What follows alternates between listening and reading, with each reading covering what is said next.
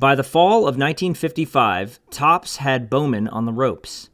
The two companies had been battling for the baseball card market since 1951, but it was clear Topps had the advantage. Their product design and marketing plans were better, they had more contracts with more baseball players that fans wanted to see, and they had a product that was present everywhere. Nearly every drugstore and grocery store in the Northeast had Topps products for sale. But there was still one thing that Bowman had on Topps: the football card market. Moments later, the Packers come right back for more. From his own 45, Tobin Rote flips a screen pass to Ray Palfrey. See, while Topps was rolling out new series of baseball cards from February through September, by the time fall came along and the baseball season was winding down, Topps disappeared from the market. Because they didn't make football cards, they went into hibernation until the next spring. The latter months of every calendar year saw Bowman raking in uncontested profits on football cards because they owned a licensing agreement with the National Football League. But the marketing team at Topps, led by Cy Berger, decided in 1955 that it was time to do something about that. Gathering speed in a long loping stride, Christensen runs for 50 yards. Topps had attempted printing and selling football cards before with a cloth set in 1950 and then a scratch-off set in 1951. Neither sold very well. And between 1951 and 54, Topps put everything they had into baseball cards. They were very successful at doing so, and they had forced Bowman, who at this point was owned by a company called Halen Laboratories, on the brink of losing their entire market position in baseball cards. But Topps knew if they really wanted to eliminate their competition, not to mention increase profits, they had to make a real football card product. Football was becoming more and more part of American culture, with teams like the Cleveland Browns and Chicago Bears and Detroit Lions dominating in the 1950s. Getting Topps products into the Midwest during the non-baseball months would be a huge source of new revenue. The problem is, without an NFL license, how could they pull it off? Their plan was to produce a set of cards featuring popular college football players and retired NFL stars to get around the licensing issue. Featuring players in their college uniforms and their school mascot and logo wouldn't cause any problems with Bowman or the NFL. Also, they would focus on Heisman Trophy winners like Johnny Lujack and Dick Kazmaier, whose NFL careers were either brief or non-existent. The idea was to showcase football players that the American public loved, whether they were on NFL teams or not. With that in mind, the design team at Topps created illustrated action shots as the focus of the card, with the players in their college or even high school uniforms. The players were displayed on generic black and white action shot backgrounds, sometimes not even related to the player in the foreground, displaying some of the greatest football players the country had ever seen in poses that would be familiar to them, made for a striking and memorable image.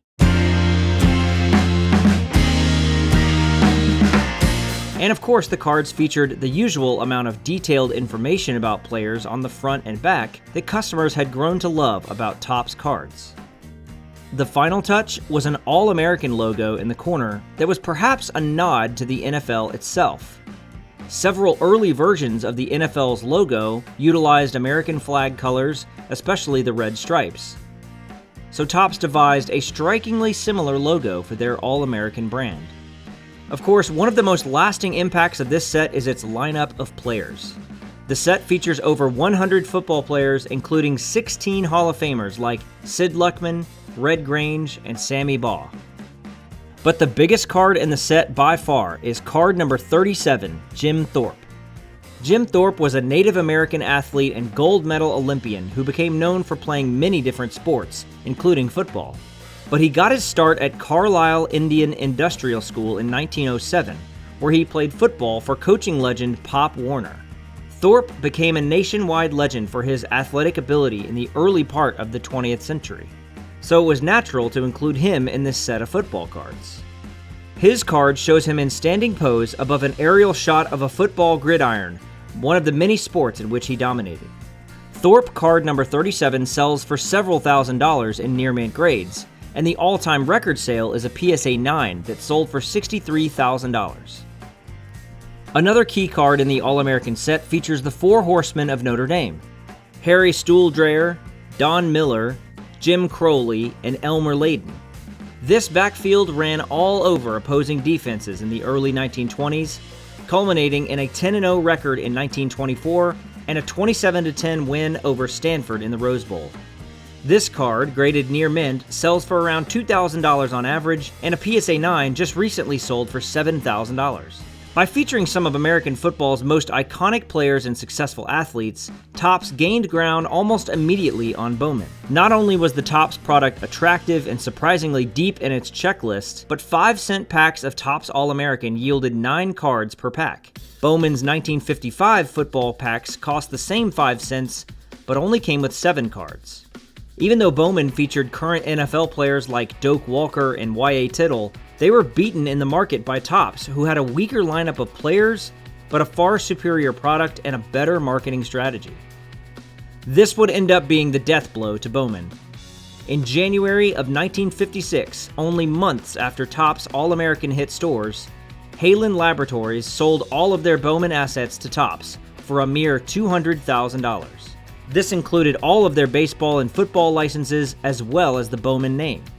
From that point, Topps would take over the baseball and football card markets, maintaining a monopoly for nearly 25 years. If you think about it, it's kind of ironic that Topps spent so much effort on their baseball card products, attempting to topple Bowman's hold on that market, but it was actually a football card product that did the job. The Bowman name is of course still around and owned by Topps. In fact, their Bowman Chrome and Bowman Draft baseball products are among the most popular sets that Topps releases every year. So the next time you're opening some new packs of the latest Bowman baseball release, just know that it was only made possible because Topps designed a set of 100 football cards nearly 70 years ago.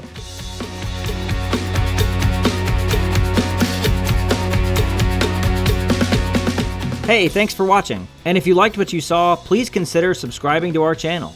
We publish card history videos just like this one every week, along with other original content like our YouTube shorts, interviews with athletes and collectors, and more. We love telling stories about cards almost as much as we love cards. You definitely don't want to miss out on any of it.